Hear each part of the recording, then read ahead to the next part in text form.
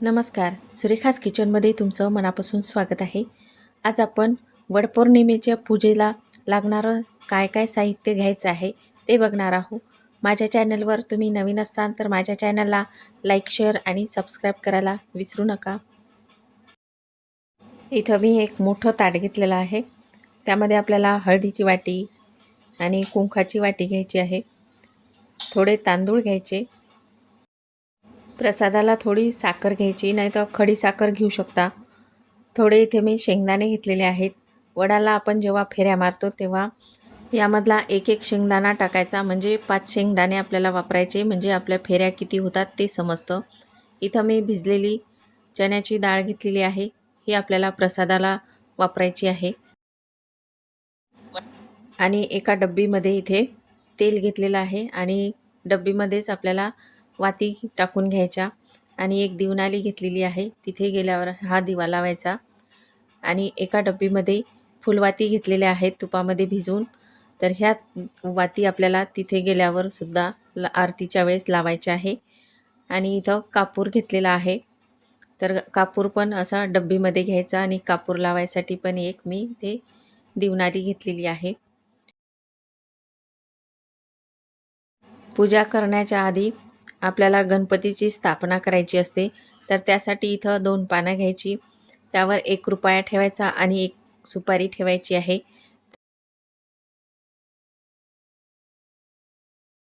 इथं मी 2 कापसाचे असे गोळे करून घेतलेले आहे. एक हळदीमध्ये बुडवायचा आणि एक कुंकामध्ये बुडवायचा, तर हे तिथे गेल्यावर ओला करून वडाला लावायचे आहे. आणि इथे कापसाचे वस्त्र करून घेतलेले आहे. एक आपल्याला गणपतीवर ठेवायचा आणि एक वडाला चिटकवायचा आहे. तर हा 11 खांबाचा केलेला आहे. आणि दुसरा एक 5 खांबाचा केला, तर तो आपल्याला या आंब्यावर ठेवायचा आहे. तर असा आंबा घेतला, त्याला दोरा गुंडाळून घ्यायचा आणि त्यावर हे ठेवायचं आहे. जेव्हा आपण तिथे पीस मांडू, तर ह्या पीसावर आपल्याला हा असा आंबा ठेवायचा. तर एक पीस घ्यायचा आहे.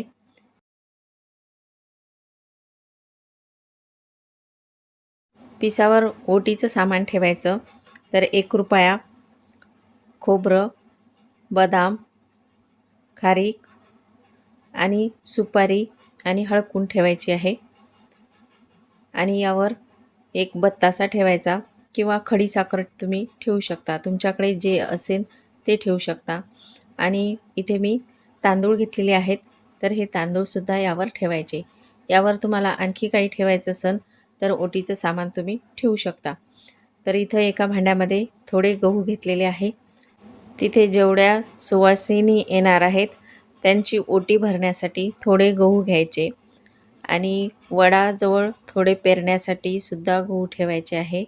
आणि इथे मी काही असं ओटीचं सामान घेतलेलं आहे. ज्या सुवासिनी येतील त्यांची आपल्याला ओटी भरायची आहे, तर किमान 5 सुवासिनीची ओटी तरी भरली पाहिजे. इथं अगरबत्त्या घेतलेल्या आहे आणि वडाला गुंडाळण्यासाठी धागा घ्यायचा आणि माचीस घ्यायची आहे.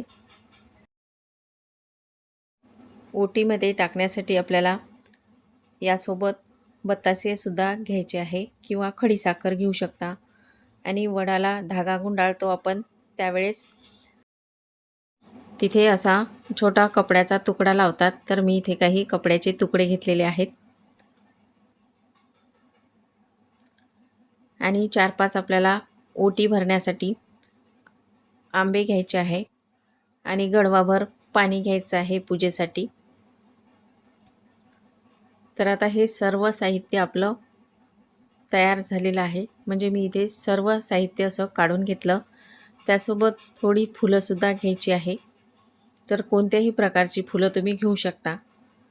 अशी पूर्ण तयारी आधीच करून ठेवायची, म्हणजे सकाळी आपल्याला वेळ मिळतो आणि तयारी पण पटकन होते. आमच्या भागामध्ये जसं पूजेचं साहित्य काढून घेतात तसं मी इथे काढून घेतलेलं आहे. तुमच्या भागामध्ये जशी पूजा करण्याची पद्धत आहे त्या पद्धतीने तुम्ही साहित्य काढून घेऊ शकता. आणि असेच नवनवीन व्हिडिओ पाहण्यासाठी माझ्या चॅनलला सबस्क्राईब करायला विसरू नका.